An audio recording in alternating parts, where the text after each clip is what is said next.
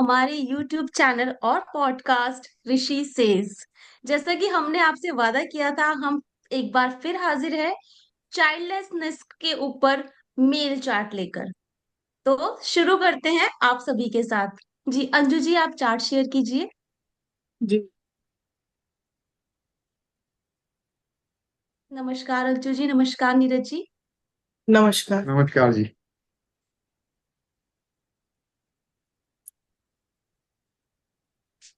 जी, ये चार्ट्स। ये चार्ट आपके सामने। हाँ जी। जी जी जी, बताइए अंजू जी। ये 1960 का चार्ट है, मेल चार्ट है, 12 नवंबर 1960। जी पिछली बार हमने जैसे बताया था फीमेल चार्ट हमने किया था डिस्कस। आज हम मेल चार्ट डिस्कस करेंगे। तो पहले आप हाँ बताएंगे जी। इस पर। हाँ जी, मैं D1 दर्शकों को थोड़ा सा एक्सप्लेन कर देती हूँ, हाँ जी। फिर हम आगे बढ़ते हैं आप लोगों के साथ। ठीक है। जैसे कि आप देख रहे हैं, ये जेमिनाई लगन की पत्रिका है, जिसमें लग्नेश खुद रेट्रो होकर फिफ्थ भाव में बैठा है, जहां पर ऑलरेडी थर्ड लॉर्ड सन एक डेबिलिटेटेड पोजीशन में है। फिफ्थ भाव का कारक जुपिटर, और इसी चार्ट में फिफ्थ भाव का लॉर्ड दैट इज वीनस, दोनों ही कंजक्ट एक साथ सैटर्न के साथ बैठे हुए हैं इन सेवंथ, यानी कि अपने से थर्ड। मुझे ये पत्रिका अगर मैं एक नजर में देखती हूँ तो बच्चे के हिसाब से, बच्चे के सुख के हिसाब से थोड़ा ठीक नहीं लगती। बट फिर भी हम D1 के बेस पर चाइल्डलेसनेस को डिफाइन नहीं कर सकते, क्योंकि हमें कुछ और पॉइंट्स आगे जाकर देखने पड़ते हैं, जैसे कि नीरज जी हमें गाइड करेंगे for more points and divisional charts. जी शीतल जी, नीरज अंजू जी, जी। भाई, अगर आप चंद्र कुंडली से देखो तो जो पंचमेश है गुरु, वो पंचम भाव में ही बैठा हुआ है। और साथ में उसके जी थर्ड और सिक्स लॉर्ड शुक्र और शनि साथ में बैठे हुए हैं, और राहु से दृष्ट है। ये कौन से अगर आप चार्ट की इसको, बात कर रहे हैं आप? चंद्र कुंडली की? अच्छा। ये चंद्र मून कुंडली से, ठीक चंद्र है कुंडली से, ठीक है ठीक है ठीक है। अगर आप ओके इसको जी। जुपिटर जो कारक है उसकी गुरु कुंडली बनाओ, हाँ जी। तो वहां से पंचमेश मंगल बना, जो जी अष्टम में चला गया भाव जी चलित से। जी और जी। पंचम भाव पे जी राहु की दृष्टि और पंचमें शनि की दृष्टि भी है। तो ओके। अगर ये जी वर्ग चार्ट देखें तो बाकी आप डालो उस पर प्रकाश, क्या कहना चाहती है आप? जी आपने सही कहा। गुरु कुंडली से पंचमेश मंगल अष्टम में जाएंगे भावचलित में, क्योंकि हाँ जी। गुरु की डिग्री 9 डिग्री है और हम्म। मंगल की डिग्री 24 है। तो भावचलित में ठीक है, वो हम्म। अष्टम में चले गए। सही कहा आपने। हाँ अब जी। हम इसके D7 चार्ट हम्म। पर देख लेते हैं और D9 चार्ट पर भी एक बार देख लेते हैं। ये हमारे मेन चार्ट होते हैं। तो हम्म। D7 चार्ट में मैं जो जी सबसे पहले देखती हूँ लग्न किससे उदित होता है। तो इसमें लग्न जो है D1 के 6th हाउस से उदित हुआ, जो अच्छा नहीं है। 6 8 12 से उदित होना अच्छा नहीं हाँ होता। सही है। और फिर हाँ। हम D1 के पंचमेश की स्थिति देखेंगे। D1 का पंचमेश बना शुक्र। शुक्र राहु केतु हाँ जी। एक्सिस में आ गया, जी ठीक है। और फिर हम बिल्कुल। एक्सेस में आ डी गया। D7 के पंचमेश को लेंगे। D7 का पंचमेश हम्म। बना गुरु। जुपिटर, जो अपने से 12 में चला गया जुपिटर। हाँ और जी उस पर ठीक है। मंगल हम्म। और उस पर मंगल की दृष्टि, जो 6th लॉर्ड भी है कुंडली का, मंगल की बिल्कुल सही। दृष्टि आ गई। ठीक है। हाँ। तो यहाँ पे अफ्लिक्शन है D7 में। अगर हम D9 में देखें, D9 में देखिए आप। D9 में पंचमेश बना मरकरी, जो रेट्रो हो गया। हाँ पंचम जी। भाव राहु राहु के तो एक्सिस में आ गया पंचम भाव। ठीक है। हाँ जी। हाँ और जी। पंचमेश हम्म। मरकरी रेट्रो हो गया उपचय भाव में जाकर। हाँ। हम्म। ठीक है। और जिस पर गुरु की दृष्टि है, अष्टमेश गुरु की दृष्टि आ गई। हाँ। एग्जैक्टली। नाइन्थ राइट किस राइट। तैयारी है, ठीक है। ठीक है। तो ये हाँ चीजें जी। मतलब शो कर रही हैं D9 और D7 दोनों से, कि इस चार्ट में संतान संबंधी समस्या है। हम्म। अब बिल्कुल।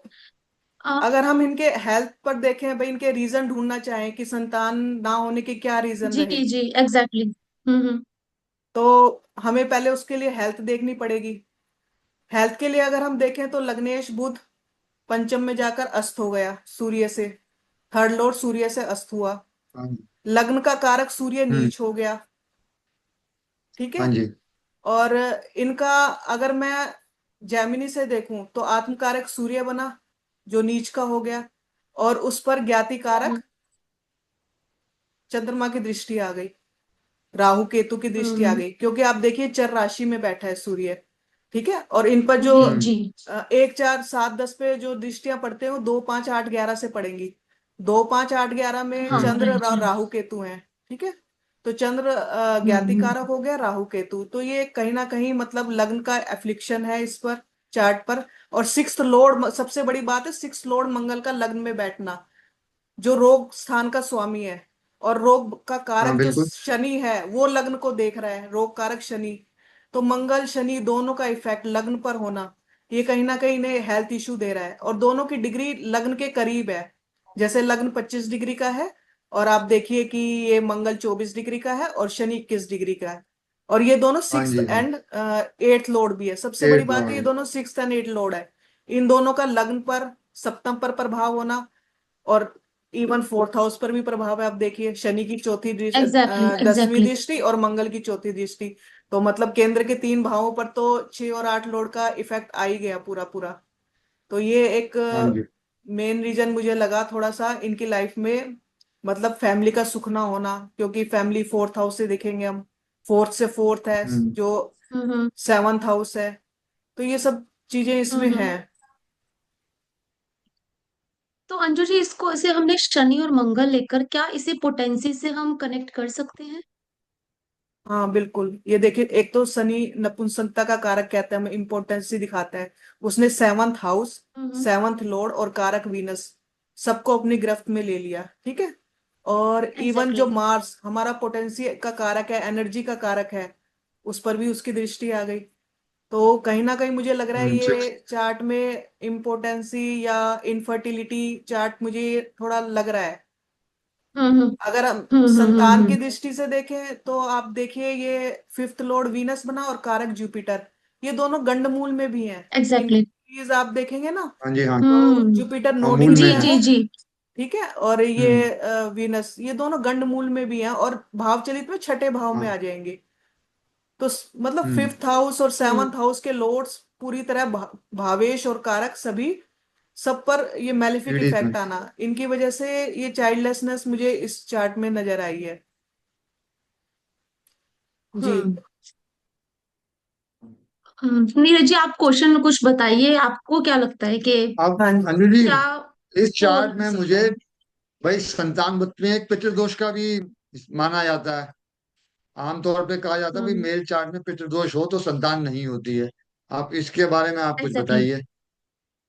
देखिए जी अंजू जी। संतान दोष भी मुझे इसमें लग रहा है, क्योंकि आप देखिए जो पितृ कारक सूर्य है वो पंचम हाउस में ही जो है बिल्कुल डेबली हो गए पीछे हैं। हो गए। शास्त्रों में लिखा है जब संतान हाँ कारक जी। पितृ कारक सूर्य पंचम भाव में डेबिलिटेड हो जाए तो एक पितृ दोष का निर्माण करते हैं। अब हम्म। पंचमेश शुक्र है, उस पर राहु की दृष्टि आ गई, हम्म कारक जुपिटर पर राहु की हाँ। दृष्टि आ गई। पंचम से पंचम पर अगर हम हम्म जाए नवम भाव पर जो शनि बना, नवमेश शनि, उस पर भी हम्म। राहु की दृष्टि, इवन 9th हाउस पर भी राहु की दृष्टि, 9th हाउस ठीक है 9th लॉर्ड बिल्कुल। सब पर राहु की दृष्टि। तो ये तो पूरा ही हम्म। एक पितृदोष हो गया इसमें। अच्छा, हम्म। पितृदोष के लिए जैसे सेकंड लॉर्ड चंद्रमा जो आप देखेंगे वो भी मघा नक्षत्र में है। सेकंड हाउस हम्म। जी। हमारे कुटुंब का होता है, कुटुंब का है हमारा। हाँ जी। तो इसका लॉर्ड मघा में चला गया चंद्रमा, मघा के जो डाइटी हैं वो पितृदेव है। दैट इज यम। हाँ, ओके। पितृदेव होते हैं इनके डाइटी। हम्म। तो ओके ओके। वो भी पितरों से जुड़े हैं, यानी कुटुंब पर मुझे लगता है इनका कोई पितृ दोष है जिनकी वजह से इनका पूरे कुटुंब पर ही है। और आगे ये चल रहा है हम्म पूरा, इनकी फैमिली में पीछे से चलता आ रहा है, और ये आगे पूरा चल रहा है क्योंकि हम्म चंद्रमा भी राहु के साथ है। सेकंड लॉर्ड चंद्रमा हम्म। राहु के साथ है और वो मघा नक्षत्र में है। तो जो ये दिखाते हैं कि कोई एंसेस्टर कर्स है, मघा नक्षत्र में होना सेकंड लॉर्ड का एंसेस्टर कर्स को दिखा रहा है।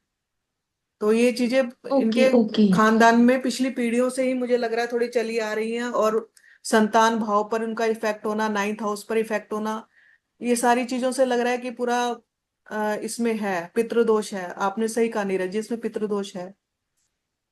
हाँ। हाँ अंजलि, बात तो ये हम्म सही है क्योंकि मुझे कुछ यही दिख रहा था। एक चीज और पूछनी थी मैंने आपसे हाँ जी। कि जैसे फीमेल चार्ट से बाध्य दोष देखते हैं, तो मेल चार्ट से भी हम देखेंगे, पता लगाया जा सकता है कि बीज स्पष्ट और संतान तिथि के क्या स्थिति है। देखिए, इनका जो बीज स्पष्ट है मैंने निकाला था वो मीन राशि में आया। अब पुरुष का बीज स्पष्ट विषम में अच्छा माना जाता है, सम में खराब माना जाता है। इनका जी मीन जी। राशि में आया जो सम राशि है। तो और नवांश में आया तुला नवांश। तुला नवांश में इनका आया। अब नवांश में आप देखिए, जो तुला नवांश है वो छठे भाव में आ गया। 6 8 12 में 20 फुट का बैठना अच्छा नहीं होता। ये छठे भाव में आया। हम्म। और उस पर शनि, हम्म। मैलेफिक शनि उच्च का होकर बैठ गया। तो ये सिचुएशन हाँ। यहाँ पर हम्म। ठीक नहीं है इनकी। ज्यादा खराब हो गई। ज्यादा खराब हो गई। Right right right. और जो वही एक और आपने हम्म। पूछा था, क्या पूछा था नीरज जी आपने दूसरा क्वेश्चन? बीस संतान फुट तिथि। संतान तिथि। संतान तिथि तो देखिए रेमेडियल पार्ट में आती है। संतान तिथि मैंने इनकी अच्छा। निकाली, वो त्रयोदशी आई, कृष्ण पक्ष की त्रयोदशी। उसके अकॉर्डिंग उसमें अच्छा। बताया गया है कि हम्म। अगर दशमी से अमावस्या तक तिथि आती है तो उसके लिए हमें हम्म। भगवान विष्णु का, भगवान हरि का भजन पूजन आदि ये करना चाहिए। तो वो चीज इसमें है, लेकिन अब रेमेडी का कोई फायदा नहीं है क्योंकि ऑलरेडी ये 65 ईयर्स के हैं। तो उस चीज का कोई हाँ, मुझे वो तो क्या, राइट। अब कोई हाँ नजर मतलब नहीं नहीं। आता। एक चीज और आपने पूछी थी नीरज जी, एक क्वेश्चन क्या पूछा था आपने? फीमेल चार्ट एक से बात क्वेश्चन भी मैं हो पूछना सकता। चाहूंगी। हाँ जी, हाँ, चलिए पूछिए आप ही। शीतल जी। हाँ जी। अंजलि, जैसे कि हम बात करते हैं कि मृत्यु भाग में गया हुआ प्लैनेट, उसका हाँ डिग्री आप हमें थोड़ा सा व्यूअर्स को क्लियर कीजिए ताकि वो देख सकें। आपने देख लिया शीतल जी, एक्चुअली इसमें ना मार्स मृत्यु भाग में गया हुआ है। मैं आपको हम्म। दिखाती हूँ, एक बार टेबल दिखाती हूँ मैं आपको। जी जी हाँ, जी। टेबल दिखाओ आप।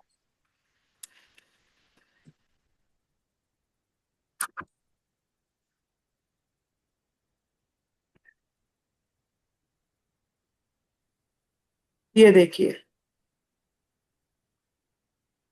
ये टेबल है। ठीक है। इसमें देखिए हम्म। मार्स हमारा जेमिनाई में है। ठीक है। जी। हाँ, 25 लगन में, डिग्री हाँ। 25 डिग्री में हम्म। मार्स जो होता है वो मृत्यु अ, भाग में। मृत्यु भाग में चला गया। अब मृत्यु भाग में भी हम्म। एग्जैक्ट 25 डिग्री पर तो कोई भी प्लैनेट नहीं होता ना, बिल्कुल। ये तो एग्जैक्ट डिग्री लिखी हुई है। हम कितना अंश आगे पीछे उन्हें ले सकते ऑब्वियस है। हैं वो मैं यस बताती हूँ राइट आपको। राइट। तो आप ये देखिए, इसमें लिखा है जो longitude hmm. Of lagna moon जी। And mercury should be within -+40 minutes. मतलब अंश -+40 अंश पर उन्हें ले सकते हैं। सन को हम -+20 अंश आगे पीछे कर सकते हैं, जो उनकी मृत्यु भाग डिग्री है उसके आगे पीछे। आगे और पीछे बाकी राइट राइट। बाकी हम्म। सबको +-15 मिनट्स पे हम आगे पीछे कर सकते हैं। तो यहाँ पर हमारी जो ओके। मार्स की डिग्री है वो देखिए आप। हम्म। मार्स की डिग्री हमारी 24। 55। ठीक है। 55। तो मतलब 15 हम्म। से अंदर अंदर आ गई, -+15 अंश कहा था उन्होंने। तो ये मृत्यु भाग में है हमारा मंगल। ठीक है। और मंगल हमारा 6th लॉर्ड है मृत्यु भाग में।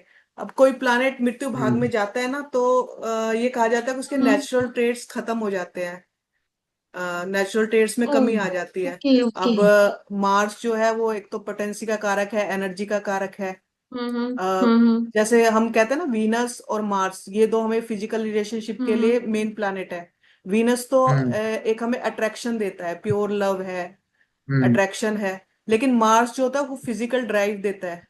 तो अब वो वही अगर मृत्यु भाग में चला गया तो वो चीजें जो अभी आपने थोड़ी देर पहले पूछा था, इनफर्टिलिटी, वो चीजें यहाँ से फिर जी नजर आती जी। है मार्स के मृत्यु भाग में जाने से। और दूसरा भी आपने वो चीजें और ज्यादा पुख्ता हो जाती हैं। हाँ बिल्कुल बिल्कुल वर्सन। और अभी आपने एक पूछा था, हाँ नीरज जी मुझे याद आया, आपने क्वेश्चन पूछा था कि जैसे लेडीज के चार्ट में बांझपन हमें दिखा था इनकी वाइफ के चार्ट में, हाँ, तो क्या वो बाध्य योग, हस्बैंड के चार्ट से पता बाध्य दोष। चलेगा क्या? तो उसके लिए एक हाँ। श्लोक मैंने हम्म। पढ़ा था, मेडिकल एस्ट्रोलॉजी की बुक में था, मैं आपको दिखाती हूँ। जी। ये देखिए,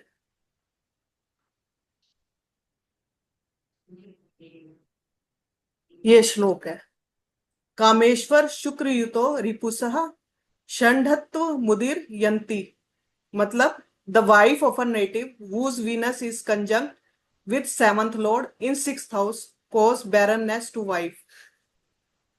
मतलब 7th lord और कारक शुक्र यदि छठे भाव में चले जाए किसी मेल चार्ट में, तो उसकी वाइफ बैरन होती है, उस बैरनेस होती है, बांझपन होता है। ठीक है, समझ आया आपको? हाँ अब हाँ इस चार्ट में देखिए। अंजू जी, ये हमें मेल के चार्ट में चेक करना है। मैं हाँ व्यूअर्स को बिल्कुल बिल्कुल। करेक्ट कर दूं। हाँ हाँ हाँ ये आपको बिल्कुल। मेल के चार्ट में चेक करना है फॉर जी। द वाइफ, उनकी या वाइफ से जी रिगार्डिंग। जी जी जी जी। अब आप ओके देखिए, ओके। सेवंथ लॉर्ड इसमें गुरु बना और कारक हाँ शुक्र, जी। ये दोनों भाव चलित हम्म में डिग्री वाइज छठे भाव में जा रहे हैं। हम्म।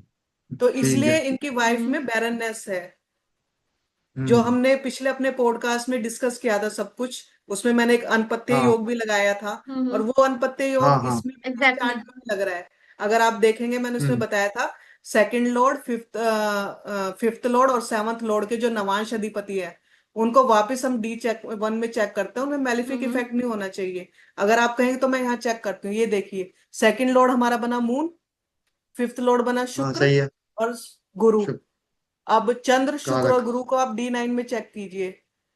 शुक्र ग्रह अपनी राशि में, और हम्म गुरु और चंद्र ये दोनों गए बुध की राशि में। यानी सेकंड हमारे हाउस। पास दो हम्म नवांश अधिपति आए, शुक्र और बुध। ठीक है। अब हम्म शुक्र पर तो मैलिफिक इफेक्ट आपने देख ही लिया, Saturn hmm. Venus 6 and 8 Lord का। हम्म। और मरकरी भी जी। हमारा सन से, सन के साथ है, उससे अस्त हो रहा है। तो हम्म। मैलिफिक इफेक्ट तो वो हाँ बिल्कुल। अनपत्य योग यहाँ, हाँ यहाँ पर भी लग गया। ठीक है। तो हाँ ये सारी बिल्कुल। चीजें इसमें है। हाँ। तो और कुछ पूछना चाहेंगे आप नीरज जी, शीतल जी, कुछ आप कोई ओके। एक चीज और डाउट? थी अंजू अंजू जी। जी, मैं एक आपसे, हाँ जी। हाँ आप बताइए नीरज जी। बड़ी देर से मैं देख रहा हूँ कि पंचम पे और सेवेंथ हाउस पे दो पे मैलेफिक प्लैनेट्स का है। तो शादी बड़ी रो पिट के चली होगी, चली तो चली कैसे फिर? देखिए, हाँ ये मैलेफिक इफेक्ट तो है, और मैलेफिक इफेक्ट भी आप देखिए, 7th हाउस 6 8 12 तीनों के लॉर्ड्स का है। 12th लॉर्ड शुक्र, सिक्स इकट्ठे लॉर्ड हुए। मंगल, मंगल का इफेक्ट, और 8 लॉर्ड सैटर्न का हम्म, इफेक्ट। 6 8 12 के स्वामी बैठे हाँ हैं। बिल्कुल शादी तो आपने जैसे कहा खराब हाँ होनी चाहिए, लेकिन दोनों फिर भी इतने सालों हाँ। तक साथ रहे। उसका रीजन तो हमें लग्नेश और सप्तमेश की स्थिति से पता चलता है। अब लग्नेश बुध है हम्म और यस। सप्तमेश गुरु है। अब गुरु हम्म, और बुध 3 11 बैठे हैं एक दूसरे से, तो ठीक है पोजीशन। हाँ ठीक अब है। इसी को हम हाँ नवांश ठीक में है। चेक कर लेते हैं, गुरु और बुध को। गुरु और बुध पंचम नवम हम्म बैठे हैं। ठीक है। और हम्म। अगर हम D7 के मंगल और शुक्र को चेक करें, लग्नेश सप्तमेश को, तो वो भी इकट्ठे बैठे हैं। तो आप ये देखिए यहाँ से। तो तो जी। इसलिए डी ये दो। सेवन तो हम इसका फिर एक उसके लिए देंगे। प्रैक्टिकल में, हाँ जी। D9 ठीक है। जी इसका एक शीतल जी। प्रैक्टिकल मैं बताना चाहूंगी। हाँ अंजू जी। जी, जैसे नीरज जी ने कहा मैरिज कैसे चली, उसका बहुत ही सिंपल मैं प्रैक्टिकल बताना चाहूंगी। जैसे आपने हमें पूरा समझाया कोर। हाँ एक तो बुध और गुरु दोनों ही इंटेलिजेंसी को दिखाते हैं। कहीं ना कहीं कॉम्प्रोमाइज या इंसान हाँ मैन्युपुलेटिव तरीके से मैरिज इतनी जल्दी नहीं तोड़ता। पहली हाँ बात। हाँ। दूसरा, इनके हस्बैंड आर्मी में थे तो मोस्ट ऑफ द टाइम वो आउट ऑफ द स्टेट या सिटी रहते थे। Oh, oh, she is a working हाँ लेडी। तो डिस्टेंस तो ऑटोमेटिकली क्रिएट हो गया, क्योंकि both are the involve in their occupations. तो शायद वहां चीजें संभल गई। बिल्कुल आपने सही कहा, ये इसलिए भी हो गया। अच्छा, मैंने इसमें ना एक चीज और देखी है। हम्म। संतानहीनता के लिए मैं बताना चाहूंगी, जैसे शायद हमने पिछले पॉडकास्ट में ही बताया था। तो जैसे इसमें पूर्वा फागुनी नक्षत्र, पूर्वा फागुनी नक्षत्र को आप देखिए, इसमें राहु बैठे हैं। 5th हाउस में, पंचम जी। राशि में आते हैं काल पुरुष की। अगर पूर्वा फागुनी नक्षत्र पर किसी मैलेफिक का आ जाना, शनि मंगल राहु केतु कोई आ जाता है, तो प्रजनन क्षमता इफेक्ट होती है। तो उनके हस्बैंड में जो इनका ओह। मेल चार्ट है, इनमें प्रजनन क्षमता की कमी, हाँ इनफर्टिलिटी, हाँ। एक चीज वो यहाँ से भी हम देख सकते हैं। तो उसमें राहु का इफेक्ट होना, पूर्वा फागुनी को इफेक्ट करना, तो वो भी इनको हम्म। खराब कर रहा है चीजों को। Okay okay. हाँ जी। बिल्कुल। अभी तो अंजू जी देखो, जब तक ये ऑक्यूपेशन हाँ हाँ जी में बोलिए। इन्वॉल्व थे तब तक हाँ तो जी। अलग अलग ही रहते थे, मैरिज नहीं। हाँ अभी हाँ जी। क्योंकि अब रिटायरमेंट की एज आ गई है, तो हाँ ऑब्वियस है कि एक घर में रहना पड़ेगा। Now they both are living in a two different different rooms in a one house. तो प्लैनेट्स अपना वही काम गुरु कर और रहे हैं। मरकरी इंटेलिजेंस प्लैनेट्स, का जी जी। यूज किया। हाँ they save their life by intelligency. बिल्कुल बिल्कुल, ये प्लैनेट्स ने अपना काम किया है इसमें पूरा। हम्म। जी जी। पर कहीं ना कहीं अंजू जी, मुझे कुछ लगता हमें है आप इनके हस्बैंड का, जैसे रेमेडी सिक्स से लॉर्ड रिलेटेड। मंगल, लग्न में है हम्म। तो कहीं ना कहीं इनका शायद आर्गुमेंटेटिव नेचर भी रहा होगा। हस्बैंड का कुछ पता है आपको इनके बारे जी में? जी जी जी, हाँ, इनका रूली का। आर्गुमेंटेटिव बिहेवियर है। शी इज इन नेवी और आर्मी में भी, और बहुत अच्छी इनकी वो है प्रोफाइल, और काफी इम्प्रेसिव पर्सनालिटी है। ठीक है, ठीक है। हाँ जी, आप हम्म। कुछ और भी पूछ रहे अंजू थे? जी, मैं ना एक बहुत ही बेसिक चीज आपसे पूछना चाहूंगी। जैसे कि आज के टाइम में ऐसे हमें बैरननेस कुछ ज्यादा देखने को मिलती है, उसका रीजन कुछ भी हो सकता है। आप उन लोगों के लिए क्या कहेंगे जिनके चार्ट में बैरननेस है सिवियर, वाइफ और हस्बैंड दोनों में, तो उनके लिए उनको गॉड ने किस एम से भेजा है? अगर चाइल्ड से अगर ध्यान हटा दें तो उनके लिए क्या होप, रे ऑफ होप क्या है? आज के टाइम में तो देखो, फिर भी पहले जमाने में ये चीजें नहीं थी। आज के टाइम में तो अडॉप्शन बहुत चल पड़ा है, तो अडॉप्ट कर सकते हैं वो। जी, आजकल आप बड़े बड़े सेलिब्रिटीज को देख लीजिए, आजकल शादियां नहीं हो रही लेकिन एग्जैक्टली। आईवीएफ से चिल्ड्रन हो रहे हैं, बच्चे कर रहे हैं लोग, हम्म। और एडॉप्शन भी कर रहे हैं। हम्म। तो ये भी एक बहुत कॉमन सी चीज हो गई है आज के टाइम में। तो यही सबसे बेस्ट है मुझे लगता है, और इससे जो बच्चे अनाथ हैं उनको भी सहारा मिल जाएगा। तो ये काफी अच्छी चीज है, मुझे लगता है जी ये जी। करना चाहिए, सबको एडॉप्शन की तरफ सोचना चाहिए। पहले के लोग थोड़ा सोचते थे कि हमारा ब्लड नहीं है, हमारे वंश का खून होना चाहिए, ये सब चीजें थी। पर आज के टाइम में तो मुझे लगता है कि थोड़ा सा एक लेवल ऊपर उठ के सोचना चाहिए, और एडॉप्शन को थोड़ा सोचना चाहिए इसके बारे में। बहुत ओके, बच्चों को नीरज जी जरूरत आप होती है क्या पेरेंट्स कहेंगे? की। नहीं, सही बात है, बात जी। तो ये ठीक है। आप भी सोचते कम है, पहले तो दिक्कत होती थी, अब तो सोचते हैं कि भाई अडॉप्ट कर लो। अब सोसाइटी भी थोड़ा फ्री, मतलब फ्रेंडली हो गई है इन हाँ। चीजों के लिए ना, पहले थोड़ा मुश्किल था। तो अब आईवीएफ भी बहुत हम्म। कॉमन हो गया है। बस सोसाइटी फ्रेंडली है, एनवायरनमेंट, चीजें मिल रही है, फैसिलिटीज है, तो जाना चाहिए मेरे हिसाब से तो। जी जी चलिए। जी। हाँ, बिल्कुल सही कहा आपने। और हाँ। जैसे कि आपने बताया कि हम तिथि के हिसाब से उनको रेमेडी सजेस्ट कर सकते हैं। हाँ, जी अंजू इस जी। अगर अब ये चार्ट अगर हमारे पास तिथि। पहले आता, अब तो ये तो काफी एज हो गई इनकी, हाँ अगर यंग हाँ। एज में ये होते और ये चीजें दिखाई देती, तब हम इनको जी। सुझाव दे सकते थे इन चीजों का, और रेमेडी भी कराई जा सकती थी। चलिए ठीक है, बिल्कुल। जो है। अब जो उनके भाग्य में था हाँ, हो गया। Exactly exactly. जी। जी। जी बिल्कुल बिल्कुल। तो सही। अंजू जी और नीरज जी, आपसे मैं बिल्कुल वही बात करना चाहूंगी कि अगली बार हमें फिर अपने दर्शकों के लिए कुछ इंटरेस्टिंग लाना है। हाँ, बिल्कुल। और ठीक है, जिससे तो मुझे हमें भी लगता है सीखने कि को मिले बहुत। और हम दर्शकों अपने को भी मिले। दर्शकों से पर ये छोड़ते हैं, वो अगली बार किस चार्ट पर सुनना चाहेंगे, किस चीज का विश्लेषण हम हाँ, जी करें। जी जी तो हो सके जी। तो वो आप कमेंट कमेंट करें, बॉक्स में ठीक है। चार्ट भेज सकते हैं और अपनी राय दे सकते हैं, ये हम अपने व्यूअर्स एग्जैक्टली पर छोड़ते हैं। और उनसे एग्जैक्टली। हमारी रिक्वेस्ट है, अब जो भी उन्हें अच्छा या जो भी हमारे चैनल में खराब लगा तो हमें प्लीज बताएं कमेंट्स करके। जी बिल्कुल जी सही। बिल्कुल। जी, थैंक यू। ठीक है।